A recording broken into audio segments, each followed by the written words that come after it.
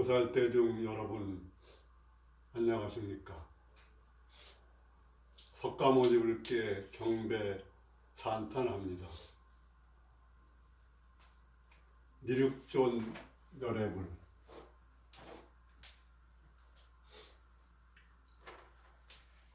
본각선교원 깨달음 세계 제52회 법회 주제는 범부의 견성성불입니다. 보통 우리 사람들의 견성성불이다. 이런 주제로 살펴보고자 합니다. 이것뿐입니다. 지금 여기 시공을 떠난 행주자와 어묵동정, 견문각지가 모두 이것뿐입니다. 현존 일각 또는 깨달음, 도, 부처님, 하느님 여러 가지로 말을 하지만 이것은 말로 나타낼 수 없는 것을 불가피하게 나타냅니다. 그래서 이것은 본래 불가사의 언어도단 심행처멸이다. 이렇게 얘기합니다. 이것은 감춰져 있지 않고 언제 어디나 드러나 있지만 이것을 막상 찾으면 없습니다. 찾는 것은 바로 인간이 번뇌망상을 일으켜서 그것을 가리게 되기 때문이다. 그렇게 말할 수 있습니다. 우리가 일상적으로 보고 듣고 냄새 맡고 할 때 보이는 대상이나 들리는 소리나 또는 냄새나는 물체 이런 경계에 끄달리지 않고 그것을 알아채기고 주시하는 근본 마음자리 이것을 우리는 각이다 이렇게 얘기를 합니다. 사량분별망상 이것이 문제고 우리의 의식 속에서는 제7식 분별식이 문제이다 이렇게 말할 수 있습니다.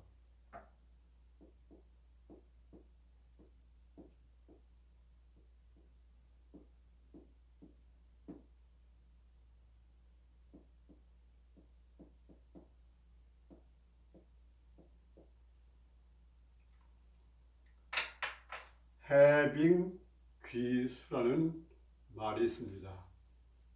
우리가 겨울에 강가에 가면은 얼음이 얼고 그러는데 겉으로 보기에 얼음은 물이 아닌 것처럼 보입니다. 모양이. 그런데 그 얼음이 녹으면은 물로 돌아가서 그게 물이라는 것을 확실하게 알 수가 있습니다. 우리의 번뇌는 이 얼음과 같습니다. 일정한 것이 모이고 집착, 망상으로 인해 가지고 일정한 모양을 가지고 있고 그래서 뭘 방해하는 것 같지만 그 근본 자리는 언제나 물입니다. 그래서 해빙귀수, 얼음이 물로 돌아가는 것. 이것은 우리가 불교에서 번뇌즉 보이다. 이 세상의 번뇌와 번뇌 아닌 이 모두가 다 보리, 깨달음이다 그랬죠.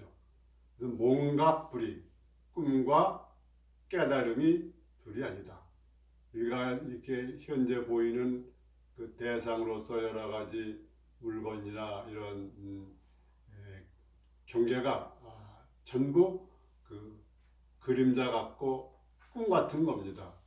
그런데 그 꿈과 같은 것과 그것을 늘 알아차리는 각과 둘이 아니다.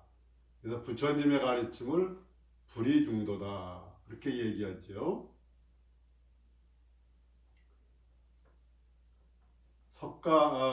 석가세존께서는 2600년 전 인도 부다가야에서 새벽설을 보고 깨달으신 견명성 오도를 하시고 최초로 대방광 불화암경을 풀어졌습니다. 10조 이상의 문장으로 되어 있다는 화엄경입니다. 그 화엄경을 대표하는 그 구절이 야마천궁 개찬품인데, 우리는 응관법계성 일체유심조, 모든 존재의 성품을 마땅히 일체 마음에만 만드는 것으로 보라, 이렇게 했습니다. 그 밖에 수미산정 개찬품이 있습니다. 거기도 그러한 진리를 나타내고 있는데, 그것을 보면 요지일체법, 자성무소유, 여시해법성, 즉견노사나, 이렇게 되어 있습니다. 그게 무슨 말이냐면은 일체의 법, 일체의 존재를 맞추면 자성무소유, 자성이 소유가 없다. 그러니까 그것을 다른 말로 하면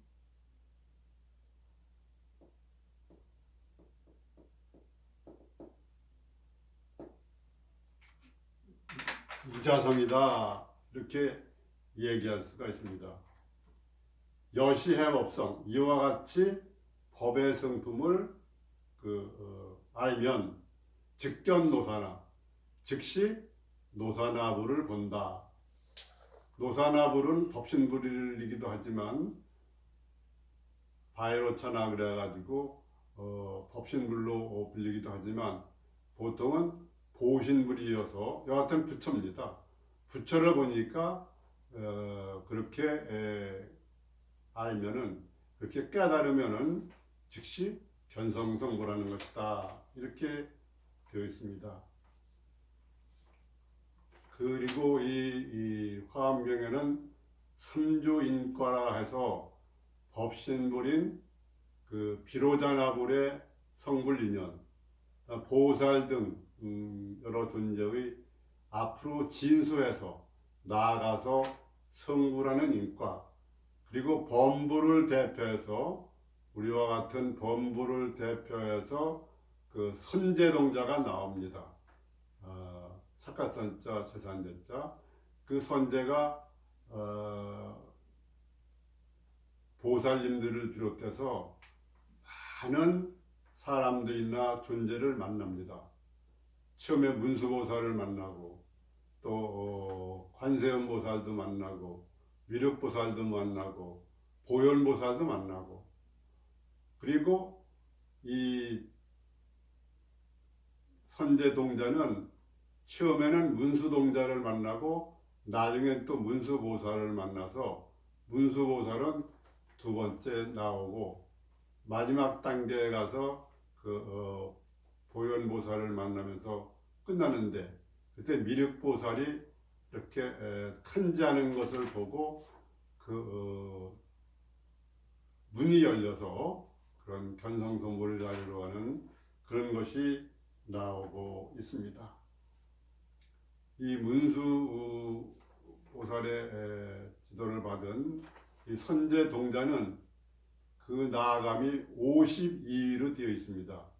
처음에 십신, 그다음에 십주, 십행, 십회양, 십지, 따지자, 그렇게 하면 50위가 되고, 법은지죠. 52에서 한 단계 더 나가면 등각, 문수, 보현, 관세, 보좌 같은 그 51위, 그 다음에 52위가 묘각이어서 그 부처님 자리다, 이렇게 말할 수 있는데, 그것을 다 이렇게 이루는 그런 것이 자세히 나와 있습니다. 본락성교원 깨달음 세계도 이제 1년이 되어서 52주로 52회에 도달을 했습니다.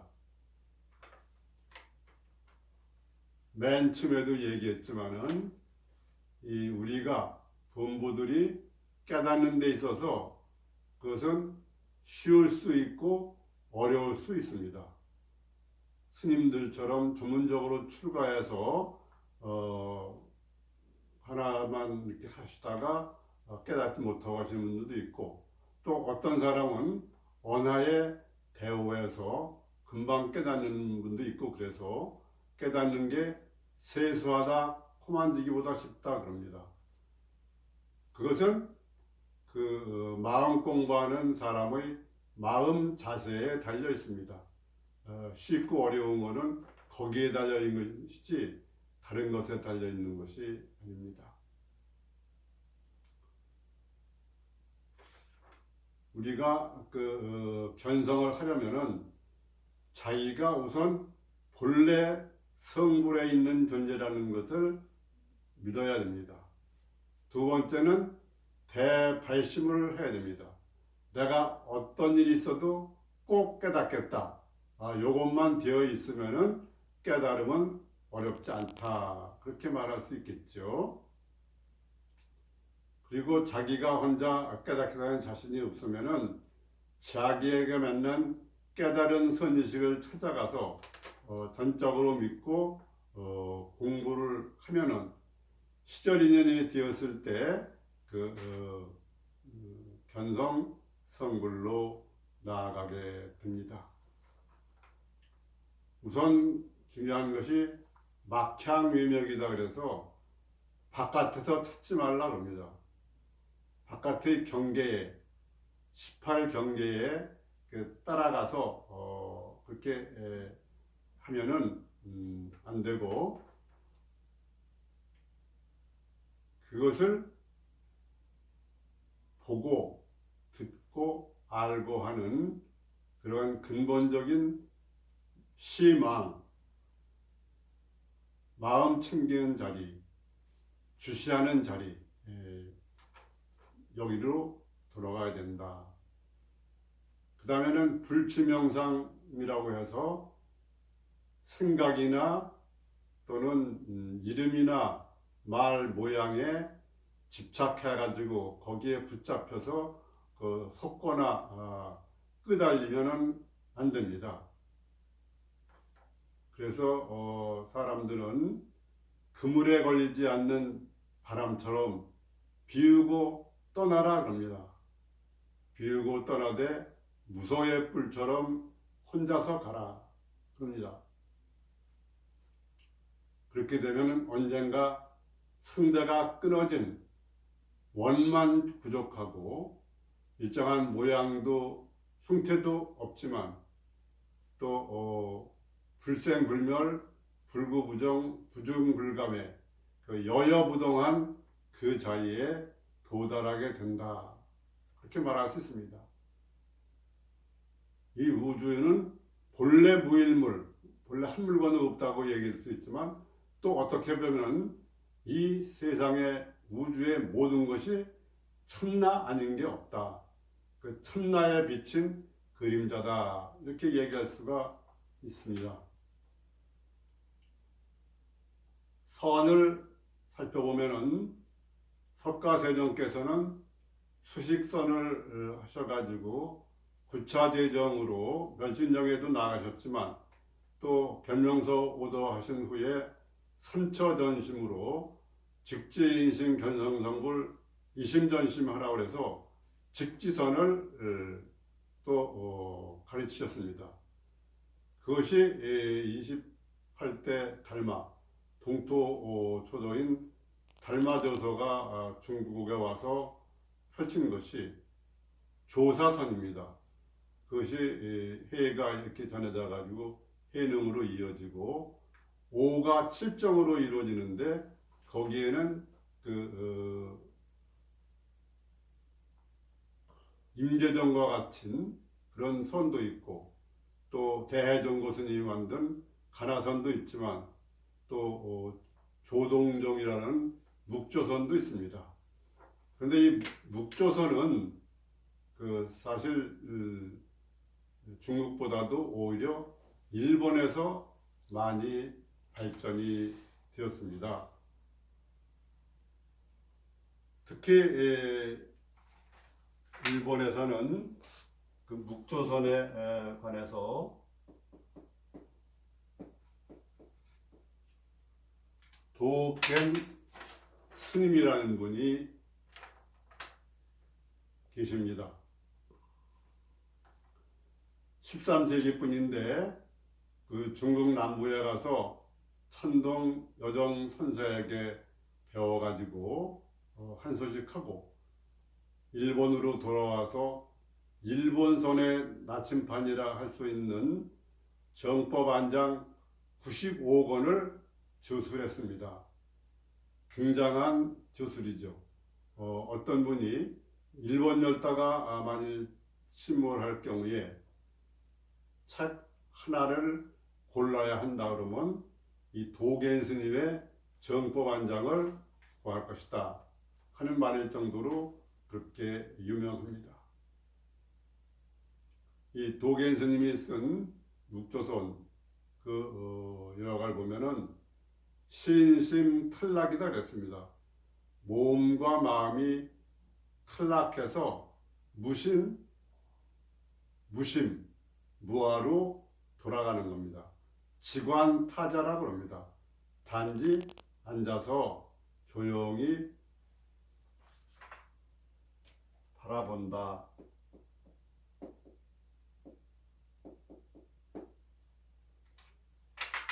지관, 멈추고 관찰하라. 이러한 얘기가 되겠습니다.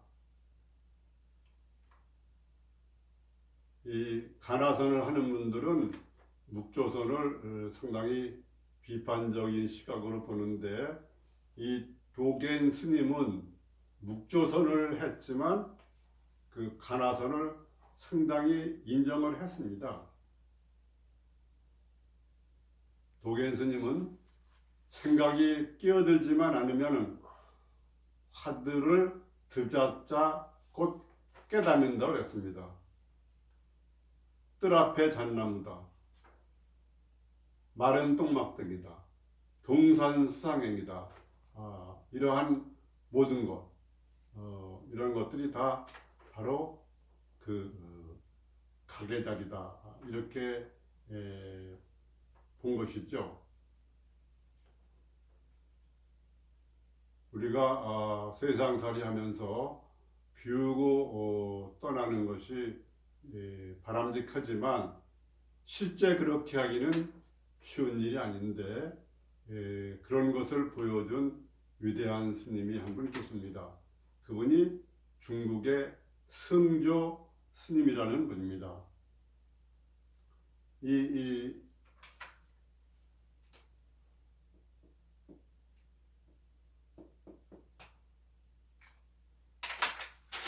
성조 스님은 유명한 부자국의 불자로서 중국에 와서 많은 경을 번역하고 불법을 전하신 구마라집 대사의 제자입니다.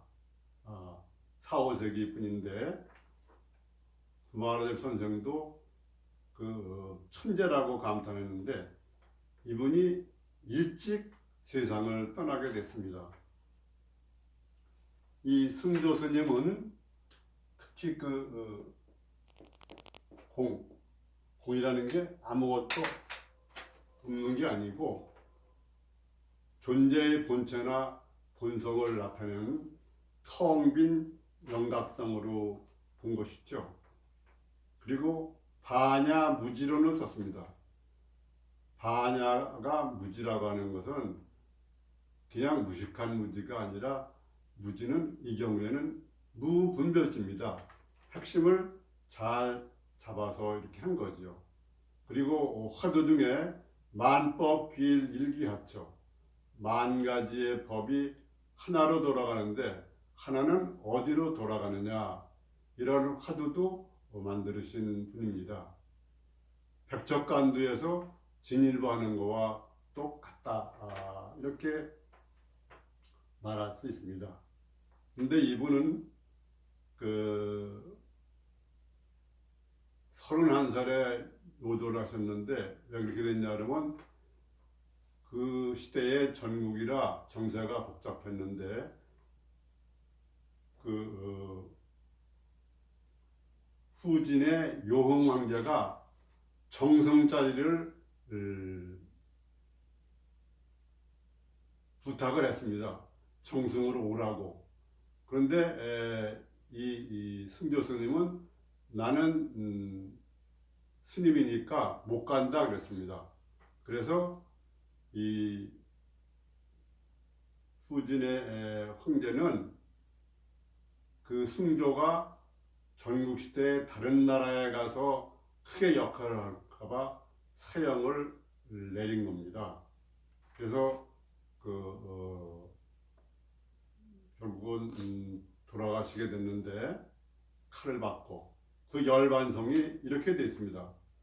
4대 원무주, 5운 본래공, 장두 임백도, 흡사 참춘풍 이렇게 되어 있습니다.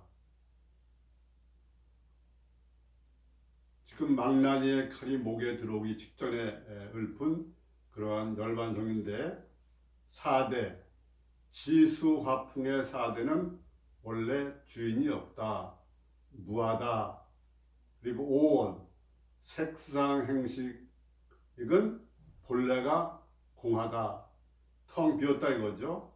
장차 내 머리에 흰 칼이 오는데 흡사 춘풍을 가르는 것과 같다.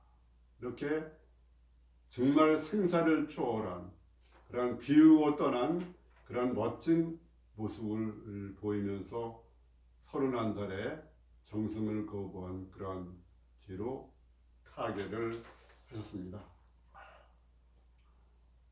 본각선교원 52의 오늘 법회 주제는 범부의 견성성불이었습니다. 우리 이 깨달음 세계는 지난 1년 동안 52회를 맞으면서 여러분의 의견을 받아들여서 포맷을 바꾸거나 또는 속도를 조절하려고 합니다. 깨달음의 뜻이 있는 분들은 직접 댓글을 다시거나 또는 전화번호를 남기시고 직접 통화를 하시면 제가 도안으로서 아는 대로 답변에 올리겠습니다. 앞으로 코로나 사태 등 이런 걸 봐가지고 재반 사정을 봐서 오프라인 법회도 검토하겠습니다. 보살대중 여러분 들어주셔서 감사합니다.